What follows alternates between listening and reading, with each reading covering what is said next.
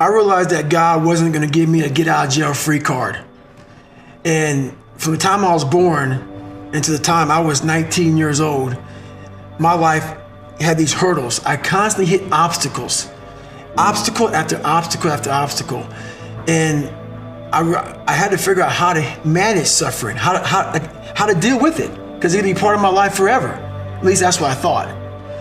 So in order to deal with it, I had to be able to conquer it and overcome it and deal with it and know that in this suffering, there has to be some kind of growth. With every obstacle, I look at it as friction now. Without friction, there is no growth. You have to have friction in your life to grow. So I started looking at all these different things versus the woe is me mentality. Like, oh my God, look at my life. My life's so fucked up. I come from this fucked up family. I'm being beaten. I'm being abused mentally, physically. I started looking at it as the perfect trial ground. So I had to flip it upside down and say, okay, I'm suffering tremendously, mentally. Use this to your advantage versus your disadvantage. So that's what I did. Versus looking at it as like, oh my God, woe is me, I'm never gonna get out of here. I looked at it as, okay, hang on a second. If I can overcome this, if I can find some power in this, some way to get through this, that right there will be the fuel for the rest of my life. And so I found great strength in suffering. Great strength in it because why? Through all of that, it started to callous my mind over the victim's mentality. This whole thing about suffering, yeah, it sucks. Really bad. Really, really bad. But we all live on this side of suffering. On this side, this nice box that's very comfortable, that we know when everything's gonna happen. We're in it, it's good. We know how everything's gonna turn out. It's those few people who are willing to go on this side of suffering. And once they get through that, ask him how he feels now.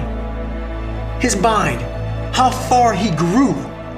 In that short period of time, he grew so much more than the normal person because he was willing to go outside himself. Because on the other end of suffering is greatness. It's not over here. So a whole bunch of us, we put ourselves in this great box. And in that box, there's no suffering in it. So what we do is we shelter ourselves from greatness. So for me, for instance, I was 300 damn pounds at one time in my life. Sprayed for cockroaches, made $1,000 a month. I was living in that box. I would sometimes look over the box and I saw hell, suffering, storms, avalanches, tornadoes. I don't want to go over there, but I knew if I can get through that shit mentally, on the other side was a 185-pound person who's a Navy SEAL, went through Ranger School. Only person to do this, only person to do that, only person to do this. But that's through all of that shit. All that shit I have to go through. So you peek over the box and you go back in and say, oh, I'm okay being 300 pounds, making $1,000 a month. Right. I'm okay over here. And on the other side is where you start to really start your journey. People think they start their journey because they're born. No, there's a lot of people in graves who have lived 100 years and have never started their real journey. Your real journey starts when you go outside that box and you start climbing mountains and start climbing mountains. And you think you're at the top of the mountain, you go down the other side of it, you think, I'm here, and you look up, fuck, there's another fucking mountain. And it goes on, and it goes on, and it goes on. And just when you're getting ready to quit, you crest that final mountain, you get down and you look, and there you are. And it starts to make sense to you then. It doesn't make sense to you until you get outside that fucking box. I'll talk to so many fucking people, and what I say is not for everybody. So many people don't have any clue on what the fuck I'm saying because they're in this box, and it's their brain. You first must go through suffering to find that great peace we're all looking for. A lot of us want to have, there's a lot of books out there about this 5 steps. Do this, do this, do this, get there. No, man, it's not that easy. To find real, permanent peace and enlightenment, you must go to the dark side of who you are. I could have easily just shoved my whole life under a rug and went straight to peace. Are you happy there? You overcame nothing. You jumped hell, you skipped hell, you forego this part of your life, you skip it and go right to peace. So you always have this thing back here that's haunting you, and that's that darkness. You must go into the darkness to truly find that light that you're looking for, because that's what's on the other side of that. People get it all wrong, man. You have to face suffering. You have to face this dark side, this darkness. And there's a lot of energy in there. There's a lot of goodness in there that you can use to find greatness. But you cannot find your peace you're looking for in yourself until you've overcome yourself. I think that when you die, this is just my own mindset, that you arrive in line. It helps me to get past a lot of things. You arrive in line, and let's say you're in front, let's say you die right before me, and you're in line, and God's sitting there with the clipboard, okay? Sitting there with the clipboard, like me and you're sitting right now. He's looking at you, and he says, hey, you made it to heaven, good job, okay? And then he shows you the clipboard of what your life should have been. So you live this life that you thought you pushed so hard.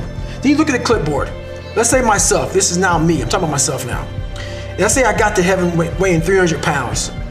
I was a guy that worked for Ecolab, which is a guy that kills cockroaches for a living, which is fine, it's a job. But then I look at this, and that's how I died. I look at this, and it says on here what I should have been, because God's all-knowing, right? I look at this, and it said you should have been 185 pounds, you should have broke Guinness Book of World Records, you should have been a Navy SEAL, you should have been this, you should have been that, you should have lived this great life, you should have been an inspiration, you should have inspired millions. And then you give the clipboard back to God. Let's say you lived 80 years on earth, and now you realize that you lived here being a shell of who the fuck you should have been. So now you're in heaven. But are you really in heaven? Because now you see how much you fucking left down there on earth. The root cause of the quitter isn't that you can't do 100 fucking push-ups. You can train anybody to do that. The root cause of the quitter is when you get in hell, you can't process it.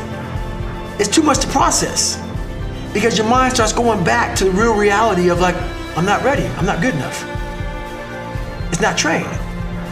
So I started training this, realizing that the only thing that makes me quit is not the muscle fatigue, it's the mental fatigue that makes me quit everything in life.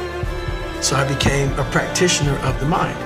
The mind's a very powerful thing. It has a tactical advantage over you all the time. It knows your fears, right. It knows your insecurities, it knows where you don't want to go. So it will guide you away from that. And that's why the mind will always win until you reprogram it. It will always win until you fucking reprogram it. Because the mind controls you. Why is that? It's your fucking mind. It's your mind. Because all those things that happen to you in your life, all those bad things, all those things that you blame other people for, they're now yours to own. You got to figure out a way to reprogram your mind to get outside the box.